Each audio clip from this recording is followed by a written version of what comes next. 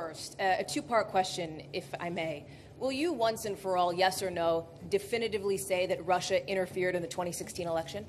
Well, I think it was Russia, and I think it could have been other people in other countries. Could have been a lot of people interfered. I said it very simply. I think it could very well have been Russia, but I think it could well have been other countries, and I won't be specific. But I think a lot of people interfere. I think it's been happening for a long time. It's been happening for many, many years. Now, the thing I have to mention is that Barack Obama, when he was president, found out about this in terms of if it were Russia, found out about it in August. Now, the election was in November. That's a lot of time. He did nothing about it. Why did he do nothing about it? He was told it was Russia by the CIA, as I understand it. It was well reported. And he did nothing about it. They say he choked. Well, I don't think he choked. I think what happened is he thought Hillary Clinton was going to win the election, and he said, let's not do anything about it. Had he thought the other way, he would have done something about it. So he was told in early August by presumably the CIA that Russia was trying to get involved or meddling pretty strongly with the election. He did nothing about it. The reason is he thought Hillary was going to win. And if he thought I was going to win, he would have done plenty about it. So that's the real question, is why did he do nothing from August all the way to November 8th? Why did he do nothing? His people said he choked. I don't think he choked. So the follow-ups for you on that, Mr. President, you again say you think it was Russia. Your intelligence agencies have been far more definitive. They say it was Russia. Why won't you agree with them and say it was? Well, I'll tell you, let me just start off by saying I heard it was 17 agencies. I said, boy, that's a lot. Do we even have that many intelligence agencies, right? Let's check it. And we did some very heavy research. It turned out to be 3 or 4. It wasn't 17. And many of your compatriots had to change their reporting, and they had to apologize, and they had to correct. Now, with that being said, mistakes have been made. I agree. I think it was Russia, but I think it was probably other people and or countries, and I see nothing wrong with that statement. Nobody really knows. Nobody really knows for sure. I remember when I was sitting back listening about Iraq, weapons of mass destruction, how everybody was 100% sure that Iraq had weapons of mass destruction. Guess what? That led to one big mess. They were wrong, and it led to a mess. So it was Russia, and I think it was probably others also, and that's been going on for a long period of time. But my big question is, why did Obama do nothing about it from August all the way to November 8th? He did nothing about it. And it wasn't because he choked. And before I get to President Duda, you talk about being angry at President Obama, Mr. President. Thank you very much. Thank you very much. We must go. Thank you very much. Thank you very much. Dear lady, it was 2 questions. Thank you very much. Dziękuję panom prezydentom. Thank you, President. Thank you to the members of the delegation. Thank you, ladies and gentlemen. Thank you, everybody, very much.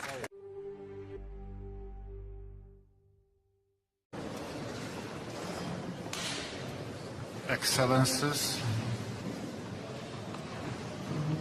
Presidents and representatives of the states, welcome to the King's Castle in Warsaw, welcome to Poland, welcome to second summit of the 3C initiative. Welcome all you, our guests, and please prepare your electronic devices because I will speak in my mother tongue, in Polish. Szanowni Państwo, prezydenci, szanowni przedstawiciele distinguished representatives of inicjatywy the Trójmorza, 3Cs initiative countries, witam jako prezydent Rzeczypospolitej, jako in my capacity as President of the Republic of Poland and as a co-host of the second 3C Summit initiative, as a co-host together with Madam President of Croatia, with Mrs. Kolinda Grabar-Kitarović,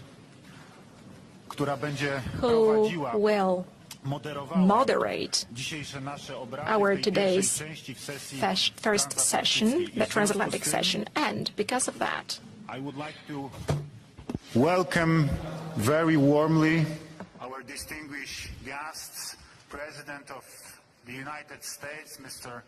Donald Trump. Mr. President, thank you so much that you are here among us and you personally participate in this meeting. Thank you very much. I hope it will be interesting for you and especially productive and fruitful.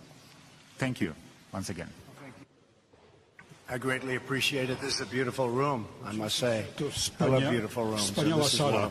Wiele I macie want to thank you, wspaniałych, to jest jedna z nich. President. Thank you very much. Good to see you again. Good to see you too. For hosting this historic summit, I'm honored to be here in a city where, as it's been said many times before, the impossible has become the possible. And thanks to the 11 leaders in this room, I think that the expression will become the story of this incredible initiative. I want to congratulate you on the great job you've done. This region has special significance to me. So as you know, my wife is from Slovenia, right? We spoke about it. Very good. And she loves Slovenia. Every one of your nations has an inspiring story. You've overcome years of oppression, and you all are united by the hope that your citizens will flourish, your commerce will prosper, and your countries will absolutely thrive. That's what's going to happen, because I know the people. This is the spirit of hope that brings us all together. We're here at this historic gathering to launch a new future for open, fair, and affordable energy markets that bring greater security and prosperity to all of our citizens. We are sitting on massive energy, and we are now exporters of energy. So whenever you need energy, just give us a call. On behalf of the American people, let me say that we stand with the 3 Seas nations. Beautiful nations, by the way. Beautiful country. We support your drive for greater prosperity and security. We applaud your initiative to expand infrastructure. We welcome this historic opportunity to deepen our economic partnership with your region.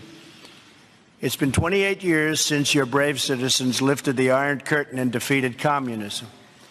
Yet much of the infrastructure within Central and Eastern Europe has remained a relic of the old Soviet era, which is pretty incredible. Your people have been held back by the old roads, railways, and pipelines that still operate on restrictive systems. The 3 Seas initiative will transform and rebuild the entire region and ensure that your infrastructure, like your commitment to freedom and rule of law, binds you to all of Europe and indeed to the West. The United States also strongly supports the creation of the 3 Seas Business Forum so that your countries can build cutting-edge projects with the best talent in the energy industry and do so under budget and ahead of schedule. I love that sound, under budget and ahead of schedule. Nothing like it. New energy infrastructure is essential to this rebuilding effort. We hope that the 3 Seas nations will advance the same goals we're working on to achieve for our people in America. We're doing tremendously well. Our stock market just hit an all-time high. We have, I think, 16 years. In 16 years, it's the lowest unemployment rate. Our military is getting stronger and stronger. We're rebuilding it, adding billions and billions of dollars of new equipment, the best equipment in the world. We make the best equipment in the world by far. We're adding many billions of dollars of brand new equipment. And the United States is doing very well, very strong. We've taken off restrictions and people are really moving hard. So when I say that the stock market is at an all-time high, we've picked up in market value almost $4 trillion since November 8th, which was the election. $4 trillion. It's a lot of money. Personally, I picked up nothing, but that's all right. Everyone else is getting rich. That's okay. I'm very happy. Greater access to energy markets, fewer barriers to energy trade and development, and strengthening energy security is what we're looking to do. The 3 Seas initiative has the potential to accomplish all of these essential objectives, and very quickly, because you have incredible people, and they will get it done quickly. I congratulate your nations for already beginning the critical projects that open us up to greater access, and you'll be totally open and have access to energy markets and remove barriers to energy trade, such as floating LNG terminal on the Croatian island of Kirk. Did you ever hear of that? Right? You know all about that. I'll bet you know all about it. And the Greece-Bulgaria interconnector. These projects and many others are crucial to ensuring that your nations continue to diversify your energy sources, suppliers, and routes. I also applaud Bulgaria, Romania, Hungary, and Austria for pursuing a pipeline from the Black Sea. We just approved a big pipeline also, the Keystone Pipeline. It was under consideration for many, many years, and it was dead, and I approved it in my first day of office, and it's now under construction. And another pipeline besides that, big ones, Dakota Access. The United States is proud to see that our abundant energy resources are already helping the Three Seas nations achieve much-needed energy diversification. In fact, I want to take this opportunity to congratulate the government and people of Poland for receiving their first shipment of U.S. liquefied natural gas last month. And you made a very good deal, I understand. Let me be very clear about one crucial point. The United States will never use energy to coerce your nations, and we cannot allow others to do so. You don't want to have a monopoly or a monopolistic situation. The United States is firmly committed to open, fair, and competitive markets for global energy trade.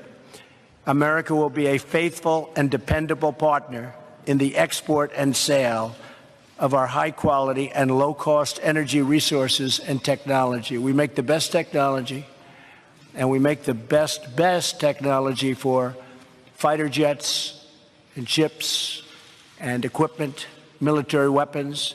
There's nobody even close, and that's acknowledged.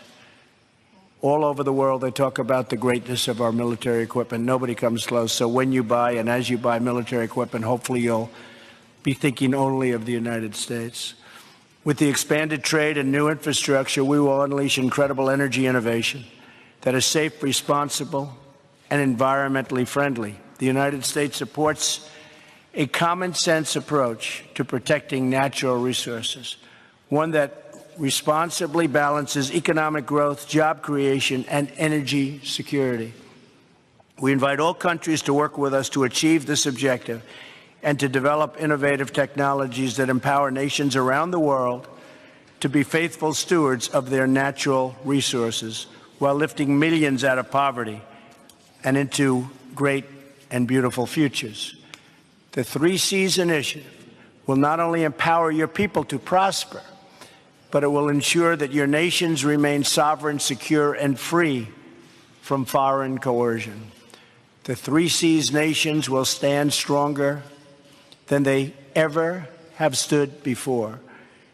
When your nations are strong, all the free nations of Europe are stronger, and the West becomes stronger as well. Together, our nation and yours can bring greater peace, prosperity, and safety to all of our people. This summit ushers in the next great energy frontier. This is largely about energy because we are that great exporter. We've just become.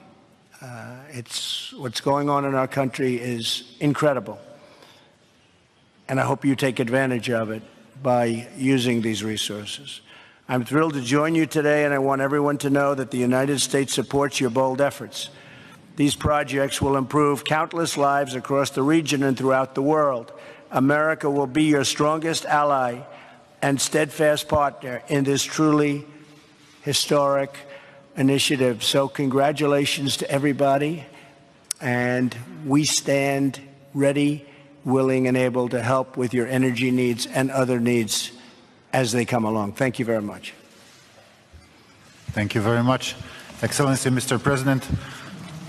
Szanowni Państwo Prezydenci, dziękuję bardzo panu prezydentowi. Thank you very much, Mr. President Trump, for showing us this perspective of cooperation. Thank you for that, because I'm pleased that you understand, Mr. President, the importance of this region in which the Three Seas Initiative was born and in which it exists.